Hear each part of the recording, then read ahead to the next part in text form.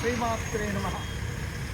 ఈరోజు వైదిక బ్రాహ్మణ సంఘము రాష్ట్ర కార్యవర్గము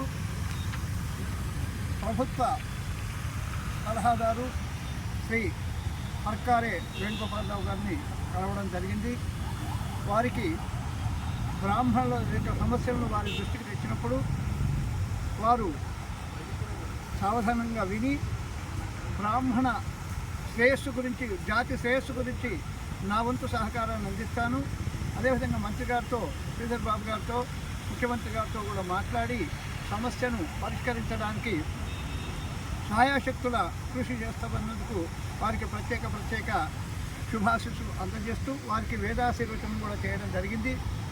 అయితే మరి ఏ బ్రాహ్మడైనా లోకా సమస్త సుఖినో భవంతు అనేటువంటి బ్రాహ్మడే ఉంటాడు. కాబట్టి ప్రజాక్షేమం కోసం కోరేటువంటి బ్రాహ్మణ జాతి యొక్క అవస్థలను, మరి వారికి కావాల్సినటువంటి వనరులను ఏర్పాటు చేయాలని కూడా కోరడం జరిగింది. అందుకు వారు సుముఖంగా అంగీకరించినారు.